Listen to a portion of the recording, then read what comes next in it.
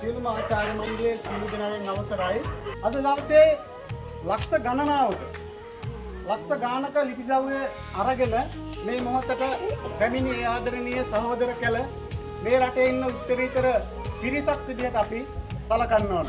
ඒ වගේම පසුගිය නොවැම්බර් 28 29 ඒ කියන්නේ මේ රටට බොහොම ඛේදජනක සිද්ධියක් සිදුණු වකවානුවක්. තමන්ගේ දරුවෝ දෙමව්පියන්ට දරුවෝ අහිමි වුණා. දරුවන්ට දෙමව්පියෝ අහිමි වුණා. සියලු තමන්ගේ තිබුණු දේපල අහිමි වුණා. ලෝක බැංකු තක්සේරු අනුව ඩොලර් කෝටි 450ක දේපලක් අහිමි වෙච්ච ජාතියක් තමයි අපි. ඒ අතරේ අපේ සිංහල ජාතියේ තියෙන වටිනාකම මේනකට ජාත්‍යන්තරේ කතා කරනවා.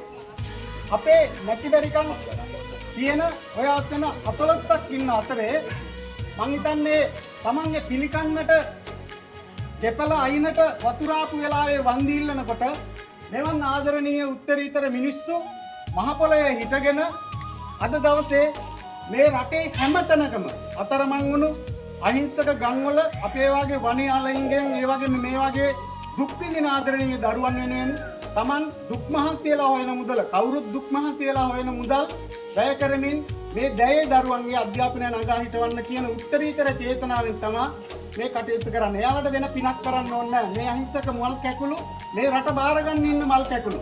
මේ මල් කැකුළු වල ජීවිතය සුවඳවත් කරන්න, ආලෝකමත් කරන්න, දීප්තිමත් කරන්න තමයි මේ තරුණ කල අද වෙනතමාන් තියෙන්නේ. මේ අතර සුවිශේෂී චරිතයක් ඉන්නවා.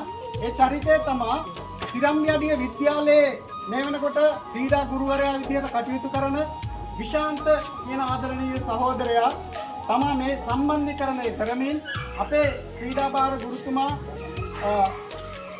අරුණශාන්ත බණ්ඩාර මහතා එක්ක එකතු වෙලා අද දවසේ මේ කටයුත්තට විදුහල්පතිතුමා සහ ආචාර්ය මණ්ඩලය මැදි කරගෙන මේ ආදරණීය දරුවන්ට අද මේ පොත්පත් බෙදා දෙන්න සූදානම් කරලා තියෙන්නේ. මේක මහඟු අවස්ථාවක්. මේක අපි සමහරු මේක සුළුවට හිතයි මේවා තමයි උත්තරීතර කියලා. මේ මොහොතේ මම කාල වේලාව ගිය නිසා මේ අද දවසේ අරමුණ සහ පිළිගැනීමේ කතාව කිරීම සඳහා ආදරණීය විදුහල්පතිතුමාන්ට මා ගෞරවයෙන් යුතුව ආරාධනා කර සිටිනවා.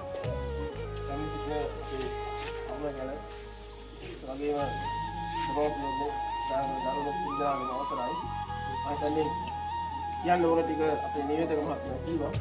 ඒක මම පුරා අමාරුවට කතා කරගෙන අනුලක් කියනවා.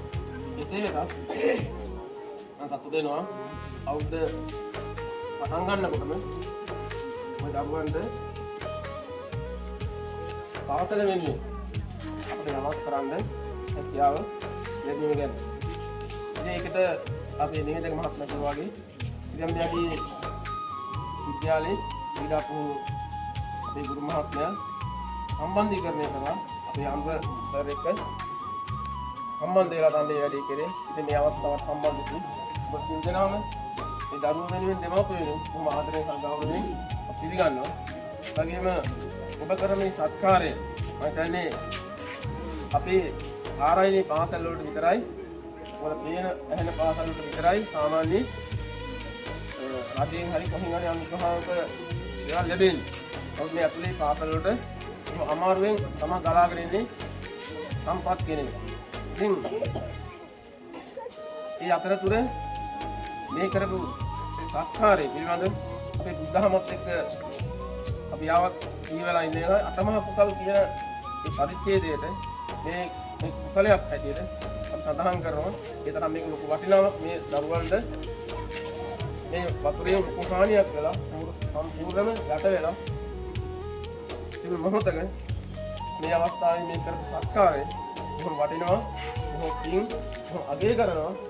ඔබ පිළිගන්නවා මේ කරපු සත්කාරය වෙනුවෙන්. ඉතින් අවසාන වශයෙන් ඔබ සියලු දෙනාම දැන්වත් පිළිගනිමින් මේ දරුවෝ වෙනුවෙන් කරන මේ සත්කාරය කොහොම මේ දරුවන්ට මහම වටිනවා. මේ පොඩි කොට උනා එනම් ඒ කරපු සත්කාරය දැන්වත් අගය කරමින් ඔබ සියලු දෙනාටම දැන්වත් ස්තුතිවන්ත වෙමින් විශේෂයෙන් මේ අවස්ථාවේ ඉරිම්බැලි විදුහල්පතිතුමා මතක් කරන්න ඕනේ.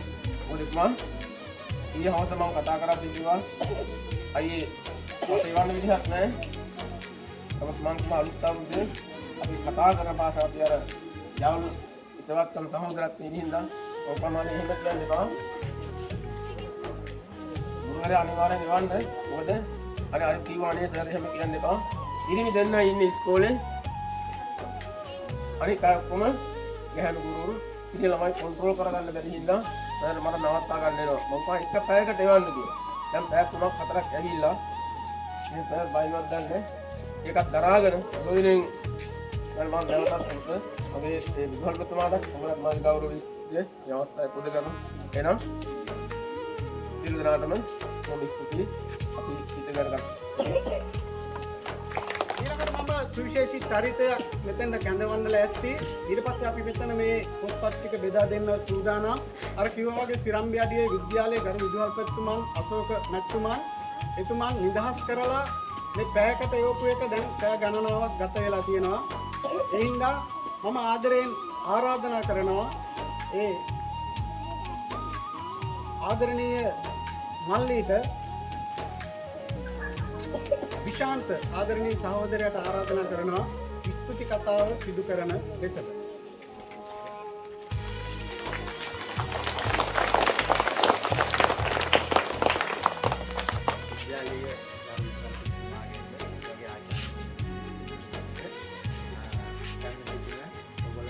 අරන් ආපු අයියලා නැන්දලාගෙන අයියලා මාමලාගෙන දිනෝපියන් එන්න ඔයගොල්ලන්ට අවසරයි දෙන්නේ. ඔයගොල්ලන්ට මේ ටැග් ලැබුණේ මගෙන් නෙමෙයි. මම නෙමෙයි. අනාර ඉන්නේ අතන. ඔන්න ඔයගොල්ලෝ තමයි ටැග් ටික දුන්නේ. හරිද? එතකොට පුතේ අපි වගේ මේ වගේ දුෂ්කර පාසල්. ඒ කියන්නේ අපිට හම්බෙන්නේ බොහොම පොඩ්ඩයි ප්‍රතිපාදනවලදී. නේද විදුහල්පතිතුමා?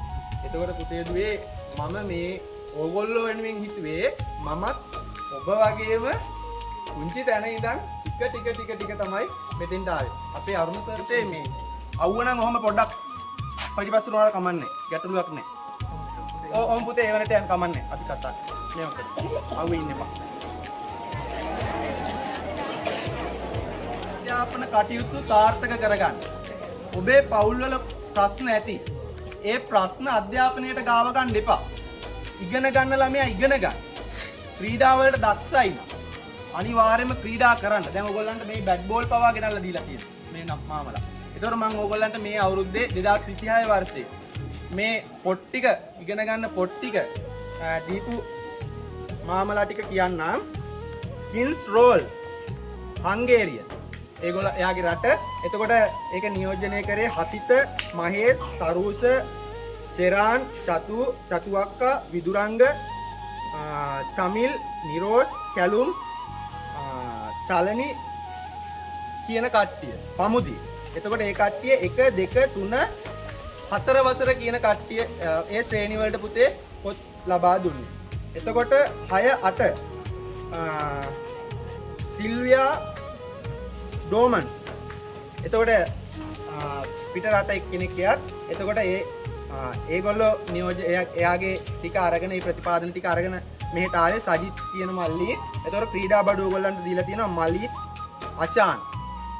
ඊට පස්සේ 7 9 5 කියන ශ්‍රේණි සඳහා සුලාන් ධනංජන අයියා ජපානයේ වැඩ කරන කෙනා වැඩ කරන්නේ එයා සල්ලි දාලා එයාගේ යාළුවෝ කොට්ටි ගෙනලා අපේ සරට ගෙනලා දුන්නා.